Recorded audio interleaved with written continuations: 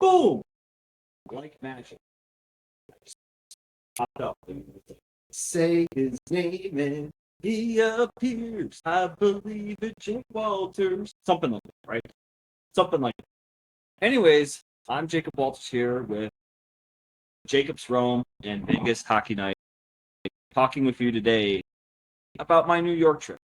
So, funny enough, I did a little recording of this earlier, and there wasn't enough oomph in it to go a little bit further into details. So, I'm going to go talk a little bit about some Golden Knights trips, because there really isn't a whole lot that we can talk about in the off season, especially in like August, because what is there to talk about? All the big free agency moves have been made. There's no hockey going on. There's no playoff hockey going on at all. And all that, it just leaves for a massive dead period. And I think that's the hardest part about covering hockey and covering like the Golden Knights and whatever team you want to cover, because you don't have many topics to talk about. And the worst part about the Golden Knights is that there isn't a whole lot of history that you can really cover, per se. So you're trying to grasp the straws and talk about like Marc-Andre Fleury misplaying the puck in Game 3 or something within that realm. You can only talk about that so much. You can only talk about the 2017, 2018 run so many times. You can only talk about the Stanley Cup Championship in 2023 so many times. And it makes it really hard to come up with material on that point. So I'm just going to talk in depth about my little New York City trip. And mind you, I've never been to New York City in my life up until a couple of weeks ago. And let me tell you, it was a very fun trip. I'm talking about, like, you don't even need a car to get it. And yes, the Ubers and the Lyfts are very expensive. But here's the thing. It has such a deep, intricate subway system in great public transportation that you don't even need to get like a rental. It's so easy to get around. No joke. And for me, I could just go take the subway down from my place I was staying at in Brooklyn to Madison Square Garden and be all set. Of course, it took a little bit just to get used to learning the New York subway system, but still, really easy to use. And I think that America tends to steer away from that kind of thing, which is sad, I guess. I mean, you go to like Copenhagen, Denmark, you don't need a car. Although their public transportation system over there is very confusing. I'm talking about you have to go from one station to another and make another connection here, and you don't really know which connection you're making. As opposed to like New York City, where you have to go off on J, and you have to go here or go off on at this point to get to Madison. And I was legit impressed by it. I was like, wow, $3 just to go from my place in Brooklyn, Madison Square Garden, like that, and you just $3 back. That's amazing. That's absolutely amazing. And I gotta tell you that Madison Square Garden itself really lived up to that. I know I was up in like the nosebleed section, 400 section, where you can only see like the bottom half. If you're viewing it, you're like viewing it like this. You can only view the ring with this, and this is the ceiling right here. And for those of you who are listening on Spotify and can't see it, or on Apple or whatnot, my hand is right at my forehead, and you had to lean in a little bit like you were Eric Holland. Holland, he's the guy in blue that plays for Manchester City or whatever. Holland.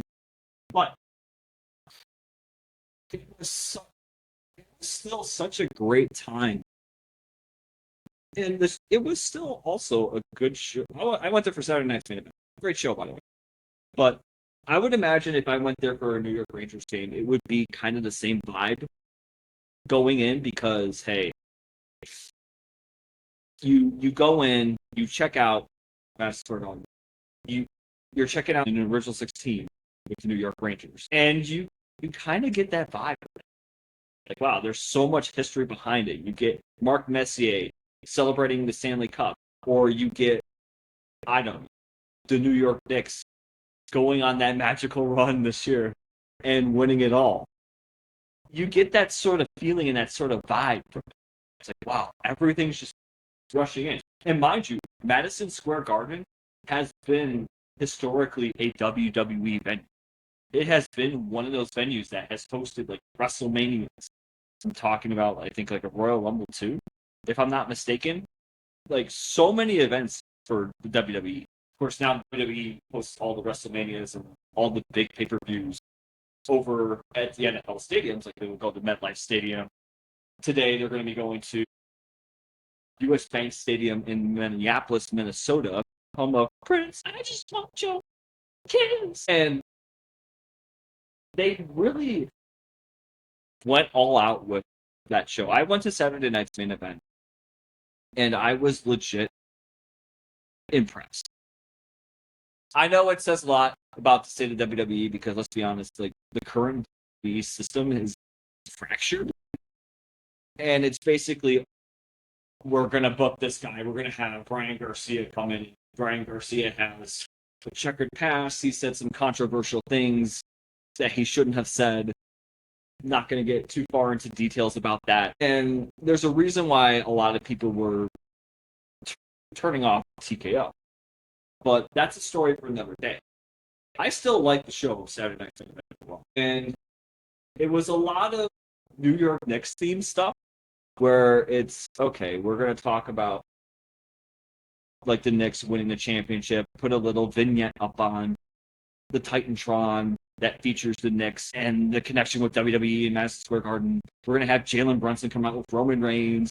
We're going to have Karl Anthony Towns beat up The Miz and not The Miz, Kid Wilson, but the Judgment Day, which is like Dominic Mysterio and JD McDonough. And we're going to have our wrestlers in blue and orange gear. And they did a good job of making that show entirely about, well, not really entirely about the Knicks, but it was predominantly about the New York Knicks. And if you know the lore behind the Knicks playoff run, you'll know that Danhausen, the guy that dresses up like a vampire and he collects the teeth and he goes, you, guys, you, guys. You'll know that he was kind of the mascot, if you will, for the New York Knicks' magical run. And I'm going to be honest with you, I was rooting for the Knicks to win it all. Because you know what?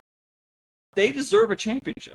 It's been so long, and New York is such a passionate sports. It really is. And you can tell by the Yankee fandom and the Mets fandom. And even with the Knicks, everybody was going crazy in New York. I debate this all the time. I don't know whether or not, like, when the Brooklyn Nets win it all, I don't know if it'll have that same impact. Of course, they haven't won it all compared to the Knicks, where they used to win it in, like, what, 1973 or whatever. Long time. But it was such an impactful show. And yes, again, I was rooting for the Knicks to win it all. I wanted to see them actually achieve history. Yeah, last championship for 2026 was 1973. They actually had a good run in the 70s. Really good run in the 70s. They had, like, what? 2 conference titles, what I'm looking at on the wiki, and then 2 NBA championships. So, really good run in the 70s. Of course, they've been mediocre with a few good runs ever since. But, anyways, Madison Square Garden, I was blown away by how much bigger it was. It actually is. I think there was also a theater inside of Madison Square Garden. What? There's a theater that very often. And sports venues, of course, Madison Square Garden is also one of the oldest arenas in all of American sports, MSG. We're talking about, like, I think, like, back 1879 or something like that. I have to look at the date, but it opened in former locations were 1879, 1890, and 1925. The groundbreaking of the current one is 1964. So it's been around for 62 years, which that's a long time for New York. I was blown away, not from like, wow, it's state of the art and all that, but more of a historical standpoint. Like I said earlier, you get the historical vibe from it. You get that, wow, I'm taking in so many memories from the past into this arena. And it felt like, wow, all the ghosts of the past of New York sports were rushing in, and they were really going in and giving me a sense of, this is our history. And I would imagine that would be something similar when I go back in March, because the Golden Knights are going to be out in New York early March. So I would imagine that'd be something similar, right? You go something similar to that. You go and you check out the Rangers play. Obviously, it's going to be a little bit different than a WWE event, but still. Wow. I'm excited to go back in March and check out New York once again. So, all right. But going back to New York is going to be a blast. I originally wanted to go in December just because, hey, my NFL team was going to be playing at MetLife Stadium in December. But I talked to my point of contact over there, and it's like, I mean, you probably would want to go in March as opposed to December, just because they're lighting the tree, I think, at Rockefeller Center. They're also getting a lot of tourists coming in for December, Christmas time, all that. And I'm like, wow, really? And plus, I'm already going on a trip. I'm planning on going on a trip to Dallas to a game too, as well. And that's going to be another costly trip, but it is what it is. So I decided, hey, why not just go back to New York in March? It won't be as cold, I would assume not. And why not just go to watch the Golden Knights play on starting like on March 4th when they go to face the New York Islanders. And then they would go the next day to New Jersey, where they would go face the New Jersey Devils. So basically, I would just have like a 3-day work week, and then that's it, which is fine by me. I don't have to worry too much about that. I originally wanted to go in December just because, hey, I liked it so much. Why not do it? And I also have this weird thing where I don't want to go dressed in like the jersey that I'm wearing right now, so winning. I feel very weird about going as an opposing fan because I feel like people will give me a lot. Maybe not so much in like the eastern parts of the United States or North America, because they really don't care. I don't think they care about that sort of rivalry as much. But like, say if I want to go to San Jose, you're not going to catch me wearing Golden Knights. Well, you're not going to catch me wearing. I would just probably wear a 49er just to blend in better. Or I would probably just wear like a Steph Curry jersey just to blend in better. Think about that first. You don't want to go and get chastised or get hit with like beer bottles and all that stuff, right? No, I'm not saying that they would do it, but that was kind of my thought. So, okay, we're going to be a little bit careful with this. We're going to plan this out carefully, but I guess I'll just wear my jacket, and then we'll just have the jersey on underneath. If we're winning, we take it off. But I've also been debating on this too, whether or not I should go and add the Philadelphia trip and just work 2 days. I mean, here's the thing with going to Philadelphia. It's not far from New York City. It's not far from that tri-state area.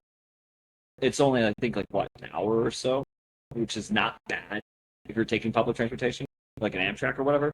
It's not that far. And you can literally just hop on an Amtrak and then go to. I figured that hey, it wouldn't be too far from New York City. It wouldn't be too far from yeah, like a minute 45. That's not bad if you're taking a car. Of course, I'm probably not going to take a car, but a train, completely different story. It's like an hour and 6 minutes, and that's not bad.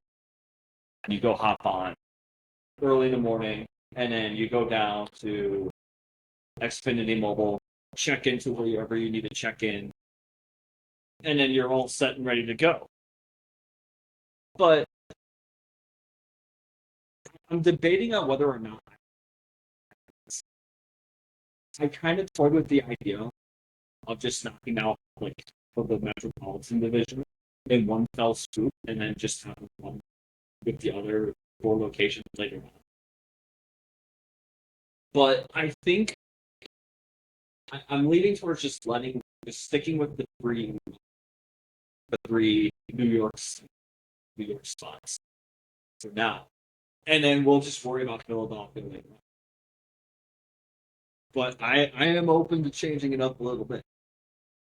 I'm open to changing that up a little bit for future trips. Now, this is kind of the thing that I'm looking at too.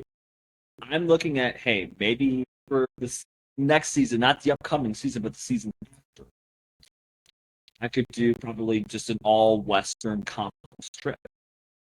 And maybe I can go to like San Jose, Calgary, Seattle, Chicago, combine three of the four, Chicago being the original six city, and just go and have fun with that. I kind of want to do that, and I usually leave it up to you guys to determine, like, hey, do you want me to go here? Do you want me to go there? What do you want me to do? What do you want me to go to? Where do you want me to go? What are your vibes? I don't like determining outright whether or not I want to go somewhere. It's fun if I let you guys vote into. I think that you guys have a better intel of your personal preferences. I know that some of you have mentioned Winnipeg, which is actually a city that I'm rather intrigued in because I've gone to Canada a couple of times. I've kind of seen two different sides of Canada. One is the more historic eastern part of Canada, which is like Montreal, Toronto, that sort of thing. And then I've seen like the mountainous western part of Canada, which is like Vancouver, British Columbia. By the way, absolutely amazing. If you ever get a chance to go to Whistler Blackcomb, do it. It is definitely worth your time. It is worth every single dollar. I loved going there. Definitely breathtaking. It felt like I was in America anyways, because it was basically watching the Masters and then checking out people going down the ski slope. You went down to the Olympic Village. It was such an amazing time. Absolutely amazing. And I can't tell you how breathtaking it was just landing in Canada for the first time. It's specifically Vancouver. So if you ever get a chance to go, I highly recommend you go to Vancouver first if you ever want to go to a Canadian city. Vancouver, to me, is kind of a good starter city because it's not going to be as like snowy per se. You can definitely go in April and it will still feel like, hey, it feels like a regular day in British Columbia. It's not too hot. You could probably wear shorts just because it's not going to be overwhelmingly hot or not overwhelmingly cold and just completely get away. I'm cautious about going to Calgary or like Edmonton just because like Alberta is such a destination. Like I think even like April we still get like snow storms and whatnot. I don't want to. I hate driving. I absolutely loathe it. And I'm like, I'm gonna die if I wipe out here. I don't want to do that. So, and that's part of why I like New York too, was because hey, I don't have to drive in the snow. I can just take the subway and just be set and ready to go. Easy as pie. So, I think for the future, what I want to do is do something in like November or October And then for like December, like the January months and whatnot, I think that it would just be a warmer weather city, like say like Sunrise or Nashville or Carolina. Something within that realm would definitely be much better, just so that way I don't have to deal with all the snow and all the other crap that goes on. Although I would assume that most of those cities do get snow to a degree. So I would probably say maybe when it's a little bit warmer, and we don't have to deal with that. We'll have to wait and see. But rumor has it they're looking to expand the NHL, which is, I think that they're saying that it's like 2030 or something, which is not bad. I mean, the NHL is a little bit different from, say, the NFL. You can expand in the NHL and you can pull talent from different parts of the world. The NFL, you're more likely to dilute the talent pool by going to different places, but by just having one central place, which is the United States. Of course, you can pull some rugby players from like Australia and all that, but how often do you see a rugby player make it over to the NFL? Not very often. Generally, it's SEC, Big Ten players that come in. They're going to go and make the league, all that jazz. The NHL can get away with it because you can go from different countries and go to like Europe. I think that there's been a lot more of a presence outside of Europe and the United States too. I think there's like what Australian player. I think they had like, San Jose Sharks had like a Chinese player or something like that. Definitely a bigger presence across the NHL, and it can be a lot easier to expand. Although I'm hearing that they're going to be looking at either Houston or Austin, which is actually nice. They're probably going to try and go back and do Arizona again, which they need to get an arena first and foremost. So that's got to be the bottom line. You have to get an arena first. That actually works. And that means you got to pay the rent. You got to pay the lease. You got to make sure that you can view the actual thing going down inside the arena. If not, then you're SOL, and you're not going to have many fans sticking around. It's going to be exactly like the Arizona Coyotes or the Phoenix Coyotes situation, where it's like, okay, I can't see what's going on. Now we're playing in this arena that they're not paying the rent on. Now we're playing in an NCAA men's hockey arena, which it's not working out. So I think that expansion is good. It might be a little bit of a pain in the butt, travel wise, but it's still gonna be a fun time. I mean, if they go to Austin, yeah, let's go to Austin. Let's have fun with that. Or let's go to Houston. Let's have fun with that. Absolutely, it will be a grand old time. Arizona, I always go to Arizona like whenever I get a chance. I love going to Phoenix. Phoenix might be hot, but I went there for a couple of 49ers Cardinals games. Had a blast going to those games. Absolutely had a blast. And I can't tell you how great the atmosphere is in Glendale. I'm amazed at such an arena that they have. I think it's like Desert Diamond, that it's not being used, and it should. It absolutely should. So I'm looking forward to more expansion. I'm looking forward to traveling a little bit more. My initial goal is to go to all the NHL cities. So I've so far have been to 8. I've been to 8 cities. Went to Dallas, Los Angeles, Montreal. I've been to Detroit, Vancouver, Las Vegas, obviously, Anaheim, Tampa. That was the last one, Tampa. Loved going there. Loved traveling, although LA was probably like the worst experience that I had. Just because when I wore a Golden Knights jersey, a whole bunch of drunk gents kids were being obnoxious. So why not? Would they be? Because they're drunk. Anyways, this year we'll just knock out 3 more like destinations per se, not really cities, but arenas, and then it'll just be It could be 12, but I'm leaning towards no. We'll have to wait and see. Which are the trips that you want? What trips are you looking forward to this season as a Golden Knights fan? Where are you looking forward to heading? You can go ahead, leave them on the Facebook page, Golden Knights fans. You can also comment me on Twitter at FS Vegas Hockey, aka X, aka the Bird app, whatever you want to call it. Also, reach out, follow me on the TikTok, which is Jacob Vegas Hockey Night, and you can also follow me on Instagram, which is also Jacob Vegas Hockey Night as well. So definitely leave your comments on there. I would love to hear from what you have to say and where you would like to go. I'm just sitting here trying to cool off a little bit, waiting for hockey season to go out, and I also got some wings cooking, so we're gonna get a little bit of grub in, watch some SummerSlam, get that going. But overall, to sum up the show, New York was a blast, absolute blast. Although before I go, I do have to add that my flight got canceled because of the storms that were coming. It was a bad thunderstorm that came in, lots of rain, lots of thunder, basically making it hard for us to get out of New York City proper.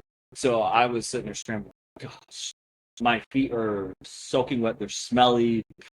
They need to breathe a little bit and all that. And I'm just thinking, gosh, I'm not going to get out of here. I'm going to have to use a sick day or two. So there was that usual experience. But hey, I've dealt with worse travel experiences before. I mean, the last 2 trips that I've taken to Los Angeles have been nightmarish.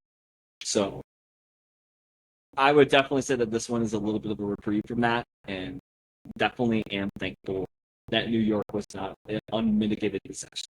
So thank goodness. All right, so once again, be sure to check out VegasHockeyNight.com. That is the go-to site for everything related to Vegas Golden Knights hockey. You can check out the latest rumors, the latest analysis, the latest opinions. Everything that you need will be on VegasHockeyNight.com. And the best part is that it's free. You don't have to worry about going through a paywall. You don't have to worry about paying, like, even if it's like $1 a month. Better to pay nothing at all than just $1 per month, right? Or something like that. Something within that realm.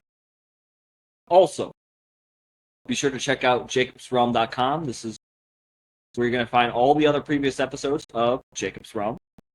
And you can also follow this podcast on Spotify. You can also follow it on Apple Podcasts. And you can also follow this on YouTube. Just be sure to subscribe to it. Be sure to like the videos. It helps the algorithm so much. I've been noticing some small but helpful bumps in the traffic. So if you guys can support and help a brother out, that would be fantastic. And once again, be sure to check out Golden Knights fans on Facebook. You can also check out FS Vegas Hockey, which is the Twitter site for Golden Knights hockey. And you can also check out TikTok as well, Jacob Vegas Hockey Night, and the Instagram as well, Jacob Vegas Hockey as well. I am Jacob Walters here, saying so long, have a good night, and you guys stay out of trouble. You are guys.